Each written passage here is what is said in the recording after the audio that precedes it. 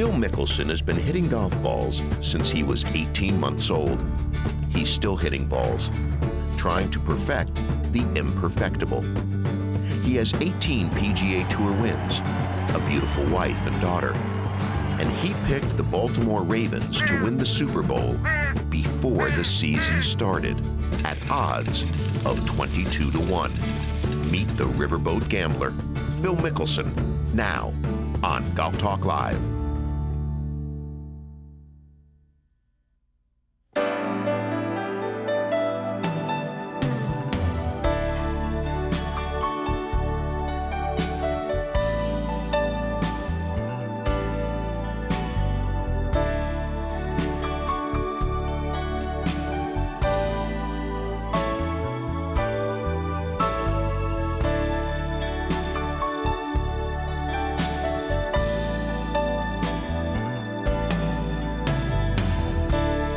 The following is an encore presentation of Golf Talk Live. If you put the career of Phil Mickelson onto a graph, every trend and every data point evidences that the conclusions drawn are happy ones, because he simply continues to get better. And when a world-class player tightens every aspect of his game, no win, no tournament, no championship is far from his grasp. And there is very little Phil Mickelson hasn't accomplished. He was a four-time first-team All-American. He won the U.S. Amateur in 1990. He won the 1991 Northern Telecom Open while still an amateur. As a professional, Phil won twice in 1993, once in 94 and 95, four times in 96, twice in 97 and 98, four times in 2000, and once so far in 2001. That's 18 PGA Tour wins and counting before his 31st birthday. No active players except Crenshaw and Woods have more. He's a three-time Ryder Cupper and will play for the team again in 2001. He's a four-time President's Cup player and beginning a career as a golf course architect. Phil's married to Amy, and their daughter Amanda celebrates her birthday just after U.S. Opens are completed, while Phil celebrates his birthday just before U.S. Opens begin. Phil works with teacher Rick Smith diligently to tighten his swing and game for the demands of professional major championships, which are the only wins missing from Phil's spectacular resume. He's a better putter now,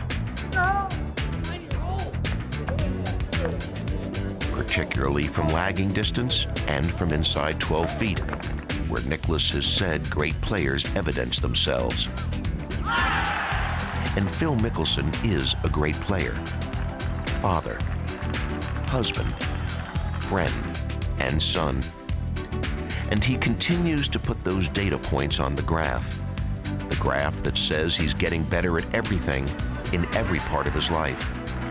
And he proceeds with work ethic, with enthusiasm, with infectious energy to continue the happy trends. Welcome to Golf Talk Live. I'm Peter Kessler. My great pleasure to introduce you to and welcome to our show the second best player in the world, Phil Mickelson.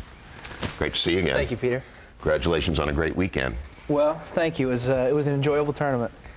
Yesterday's why you play, essentially, right? I understand there's 156 guys usually in a tournament, but what you're hoping is, I think, not only to win, but to test yourself, to prove yourself and either win or lose and not be 3 through 156. Well, that's true, and I think that yesterday was a very good day for me, but it was a good week for me because I really didn't lose the tournament yesterday. I lost the tournament earlier in the week, and I learned from that. On Friday's round, I shot 72, but I did that with 7 bogeys. And that's where I really gave the tournament away. And I came out on Saturday morning and hit my first tee shot out of bounds. And the way I look at it is for me to be able to come back and get back in contention, to have a chance on Sunday where a low round would catch Tiger, or whoever was leading at that point was an accomplishment, and I did. And not only did I have a chance, but I ultimately shot a low round, what I thought was going to be low enough, and I obviously didn't win, and Tiger made an unbelievable finish, and it was a very exciting tournament, and it was very fun for me to be a part of that, even though the outcome wasn't what I had initially hoped. I think he had 5 holes in the tournament over par, and I think you had 13 holes in the tournament at bogey or worse. What do you attribute your inconsistency to in the middle of the golf tournament this weekend? Some of it's poor decision making, some of it was just poor shots. I was sloppy. I started out with a couple of 3-putts, which was not good. I made a couple of maybe bad decisions off the tee where I was very aggressive this week, hitting driver on just about every hole. And so I attribute it to a few things, but a lot of it was just poor decision making and ultimately not really committing myself to some of the shots that I decided to hit before I struck it, meaning as I'm standing over the ball, I wasn't totally committed to the shot, had some uncertainty, and made a bad swing. Since the beginning of the year 2000, between you and Tiger, you've won 15 times on this tour, you 5 and Tiger 10, and nobody else really even close. And he has clearly, and you have clearly begun to separate yourselves from the rest of the pack. Those of us who love and watch golf have been hoping for a Snead-Hogan or Jones-Hagan or Arnie and Jack kind of rivalry. Do you feel like that you are now, and that there's every reason that you ought to continue to be one half of that rivalry with Tiger? I don't think that it's really my position to say either way. I think that those rivalries seem to form on their own. I will say that it is not feasible statistically for anybody to overcome Tiger in the world ranking for the next 2 years based solely on what he did last year. Those points will continue on for 2 more years. So really, if anybody's going to overtake him, it's got to be a 2-year plan of steady, consistent play and excelling in the majors. And so if anybody's going to overtake him, which certainly I'm trying to do, it has to start this year, and it has to start with the majors as well as every other event. What can he do that you can't do or don't do? Well, that's a question that's tough to answer because in each player's mind, we like to feel as though there's nothing anybody else can do better. So, you know, I would kind of bow out from answering that. We've got some tape of Tiger's round yesterday, which we're assuming you haven't seen very much of. And we've highlighted particularly the little shots as opposed to the big ones. As we roll this, I want to get your sense of what you appreciate as a friend of his, as a peer of his, as a rival of his, as an observer, what it is he does that's so attractive in terms of getting the moment right to hit the great shot, or his ability to continue to sink par putts. So let's go ahead and take a look at that, just get your take on exactly what it is that we're watching. Now here he is on 7 for par.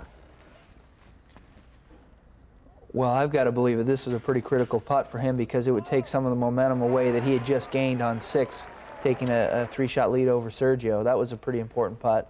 And a par again on number 8. My goodness, does he ever miss? Where do you see some of these? I saw the one on 14. The We'll show it to you 50-footer. again. So we know you loved it so much. And here he is on the very next hole on number 9, saving par again. Yeah, this one's not, I can understand this. This is 6-footer. He's pretty solid on these. I haven't seen him miss one since '95. And in his head, he probably thinks he's never missed one. Those are really the putts that you have to make if you're going to win tournaments. And his short game is way underrated. This shot could have very easily gone in. I actually did see this one.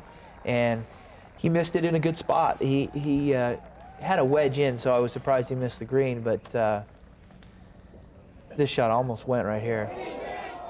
His short game is underrated because his long game is so good.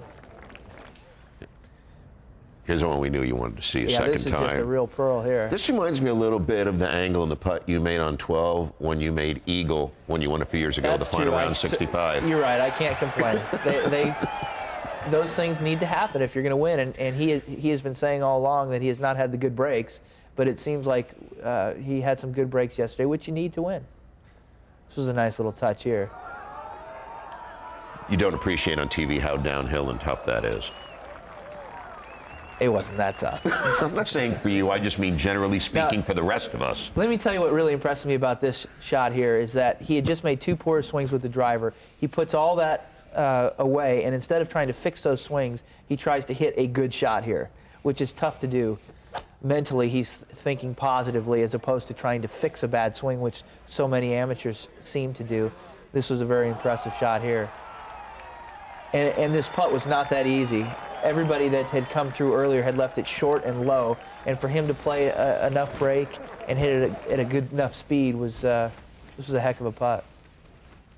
How hard is it to keep your face composed in a moment like this when you know you're on air? Well, there's a camera right in my face, so I'm not about to show too much emotion, but I wasn't overly thrilled to see that go in, but I certainly commended the way he won. And you know, to birdie last hole into the wind was a tough hole. I thought that par would be a tough enough score, and for him to birdie and win, I give him all the credit because he finished it off. And not only that, he did it when he wasn't feeling comfortable over the ball. And that is sometimes the hardest thing to do as a player, when you can feel your game slipping a little bit. For him to basically suck it up and birdie 16 and 18 after those drives is impressive, because you're doing what you need to do to get the job done. And that's basically your mindset. That was a good finish that he had. Did you get a chance to shake hands at the conclusion of the golf tournament? We did, and I certainly congratulated him on his play. It was a tough round, and he certainly finished it off nice. We'll take a little break, and we'll be back to look at some of the highlights of your round in just a moment.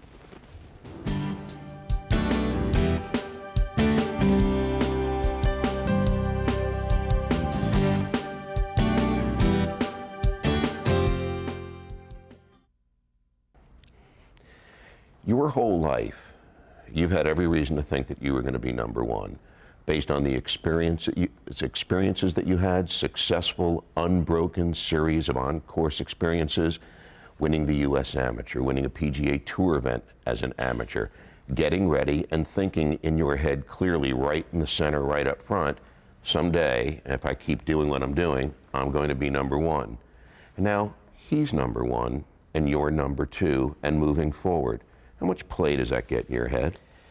Well, the way I look at it is, looking back, I was very successful in the junior ranks, and I was very successful in collegiate ranks, winning Player of the Year 3 times in each. And the reason that I was successful there was I got by on feel. I had great hand-eye coordination and great touch around the greens, and I was able to get by with less than sound mechanics.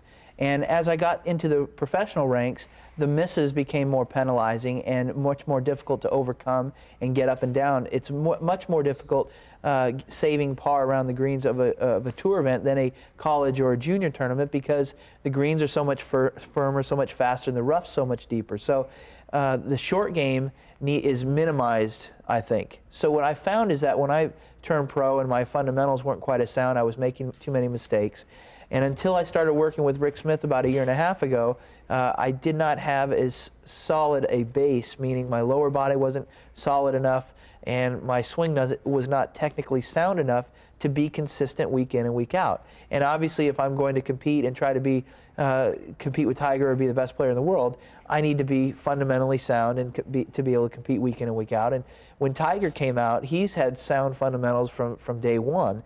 And so everything that he does now is fine-tunement. All the feel that he has is repeatable day in and day out, whereas that wasn't the case for me. I would have wild swings one way or the other and huge misses. And now I feel like I'm getting to the point where fundamentally I'm sound, and now the feel and the touch that I have is starting to be able to take over. Johnny Miller said yesterday, as you were standing on the 18th tee to the audience watching on NBC, that he thought it was the best round, the best, most important round up to that point of your career. Do you agree with that? I don't know if I do. It certainly could be true. I wouldn't disagree with it, but I would think that the final round in the '99 U.S. Open was a good round, even though, again, I didn't win there. I thought that the final round of the Tucson Open in '91 was a good round. It's really hard to put those in perspective, but I felt like I played a solid round under difficult conditions yesterday, with the outcome less than desirable. Let's take a look at some of the highlights from your round, since there weren't really any lowlights on your scorecard. Let's go ahead and take a look. What do you think about when you see you doing this? Well, that was the first birdie there on number 5, and I did not birdie 4, the par 5, and that hurt. So to get that one back was helpful. I did not birdie 6 again, but I came back on 7 and made a good putt here from just off the fringe for a birdie. So I felt like I gave 2 back, but I got 2 unexpectedly. I turned in 2 under and was 1 or 2 back at the time when I made the turn. This was the 11th here. This was a 6-iron. This was actually a really good shot. I had just knocked one in the water yesterday with a pathetic swing, and here I made an aggressive swing, attacked the pin into the wind, and ended up about 4 feet. And that was a pretty structurally sound swing, too. That was the new Phil move, wasn't it, really? I think so. If you look at my lower body, there's not nearly as much movement. The swing's much more on plane. This is a pretty easy putt, right center, and it was only 4 or 5 feet. But there's the putting stroke, the path, the face, pretty pure. It's getting to be more consistent, thank you. This was a tough putt here, and I hit a poor third shot into this par 5, and I had already not birdied the first 2, so this was a pretty important putt. It slides away going to my left early, and then it comes back to the right. And this was a very similar putt, a double breaking putt that I made in '97 for Eagle when I won that tournament. So that kind of gave me thoughts like I might do something here. This is a good par save after not a great tee shot. And then this one, it was a pretty straight putt. And it was due to the driver off the tee. I had a little L wedge in, hit a good shot, and had about a 12-footer here for birdie. Miller said when you hit that drive that you were the biggest gambler on tour, and it wasn't clear whether he meant on things or on the golf course. Well, I think that gambling on the golf course is a form of competition. Just like you pay your entry fee, you're putting up money to try to win money, and I don't look at it as gambling per se as I do competition. This was a 6-iron here on 15. I made a good swing, but I expected it to come out a little hotter out of the rough, and you could even see it check up there, which I didn't expect. So I had a tough 2-putt, but I hit a good lag putt and made birdie.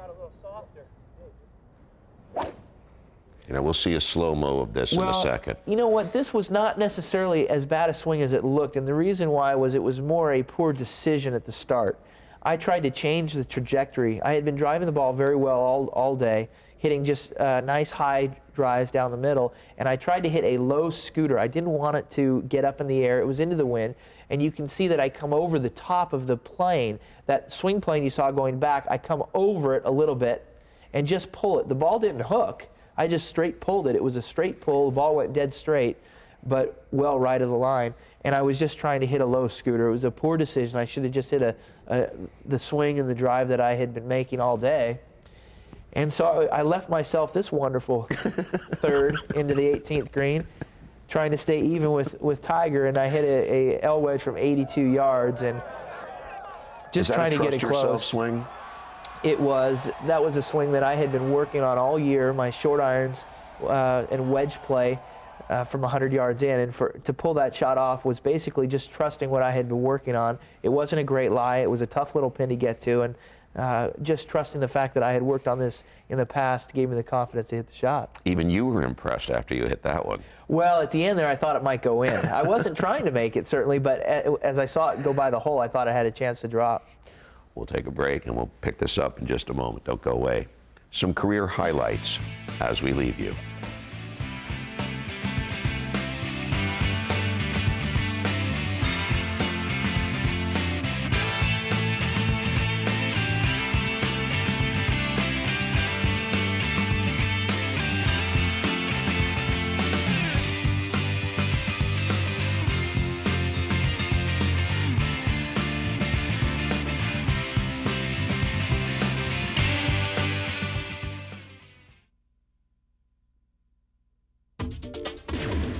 Phil, here's a question submitted to our website for you today. Will you do anything different this year preparing for the majors than you've done in the past? You are my pick to win the Masters in 2001. Bob Bates would like you to know. Well, Bob comes from a cool city in Baltimore. I'm very fond of that city this year, but it's an interesting question, and each player really needs to learn what makes them play their best. And what I found out last year doing something different, as opposed to taking the week off before the major, I've now started to compete the week before. And what that has done is it has only given me a 3 or 4 day gap between competitive rounds. And when I have 11 to 14 days before competitive rounds, when I tee it up on Thursday, I don't quite feel comfortable yet, especially in a tournament that is that big and that I've been looking forward to for so long. And last year, I had a very consistent year in the majors. I finished in the top 16 in all 4, which I felt was a steady improvement. I played much more steady. Or steadier in those majors, and so I'm going to continue to play the week before. Last year I won the Atlanta Classic. I'll come back to try to defend my title the week before Augusta, and I think that those competitive rounds, given the fact that the course is very similar to the style of play that we'll have at Augusta, I think that for me is the best way to prepare. A lot of people think of you as the best picker of what's going to happen in sports in the country right now based on picking the Baltimore Ravens during the exhibition season last year and putting it in print on your website. What tip do you have for us this year, Phil? Well, that was, I love football. I love studying it and watching all the trades, and the off season is a fun time seeing who's going where and so forth. And I just kind of saw I saw back then what Baltimore was doing. They were kind of becoming the anti-Rams. The Rams had the best offense. They were going to go at it with the best defense. And so that kind of gave me the idea that they may do it. I don't really know too much about a lot of other sports. Football is kind of my favorite. As far as the future, I'm waiting to see the next some of the off-season transactions between 3 or 4 teams to see which way I like. And obviously the NCAA tournament this week is, it seems to me to be a pretty obvious pick because Duke is just so strong athletically and so strong coaching that mentally and physically they're going to be prepared. It'll be really tough to get past them. Back to the majors a little bit, or at least a reference to them in the name of Bobby Jones. What did it mean to you to win the Tour Championship at East Lake, where Bobby Jones learned to play his golf? Well, the reason why it was so special to me is because as a player, I love to become a part of the history of the game. And when I played East Lake, I felt like I became a part of the history that was what East Lake is all about. And when I read Bobby Jones's books, and he talks about the rounds that he played there, and the first time he broke 70, and the first time he broke par, and now I understand the holes that he was talking about, and so it gives me a much greater sense of history. And so winning that tournament, although it's a huge tournament on tour, the greatest satisfaction that I got out of that was becoming a part of the history of East Lake. You've been starting to dabble in golf course design. Your new golf course, I believe, opened up just last month. Tell us a little bit about your interest in it and how much you expect to do going forward, course design. Well, I'm not going to do too much because for the next 10 years I've committed myself to playing the best that I can and working on my game, and it takes too much time to do it right, I feel. And so I really enjoyed doing this first one, and everything had to be right. I had been turning it down, dozens of chances, but because I just wanted the right project to do the first one. If the first one's not right, it doesn't get any better. You can't get the top projects. And so the first course was perfect. It was core golf. It wasn't a development. It was on a beautiful site. It was in Scottsdale. The people that I was involved with at Greyhawk did this project, and it just worked out great. So I'm really excited about the way it turned out. I think that 10 years from now, I may look at doing a little bit more, but right now I maybe will do just one every 2 years. How different are your golf dreams at the age of 30 than they were, say, at the age of 20? They're not really that different. I feel like a player's career is defined by the time he's about 40. When he's 40, people look at him the same whether he wins more tournaments or not. And so I feel like for the next 10 years, that will be how my career will be thought of. And certainly the first 10 from 20 to 30 are important, but I really feel like I'm to the point right now where this is my best opportunity to play my best. This is as good as I could possibly play, especially when the 20 to 30 year bracket, I was not as fundamentally sound as we had discussed earlier. I feel like now I'm reaching a point where I can be consistent week in and week out, and I'm really excited about what the next few years bring. Let's check in with one of our viewers. It's Chris from Ontario, who I think wants to stay right along that same line. Go ahead, Chris. He's right over here, Phil, to your left. Hi, Mr. Mickelson. Hi, Chris. How are you? Very good. Great playing on the weekend. It was very exciting. Thank you. It was a great tournament. I hope you get Tiger this week. Well, I'll be trying. I just want to ask you a question about the majors. What major do you think best suits your game? Well, I think for me personally, the Masters best suits my game for the simple reason that short game is an integral part of it. And I feel like without there being rough, I can really take advantage of my up and down ability. And also I think length is a big factor there. And so because of that, there's a select 10 or 15 guys that have a distinct advantage. And I think that because of that, I have a good opportunity there. Now, certainly, the U.S. Open I played well in '99 at Pinehurst, but the reason I played well there was they shaved around the greens and brought all aspects of the game back into play, as opposed to just driving and hitting greens. Take a break. Be right back with Phil Mickelson. Don't go away.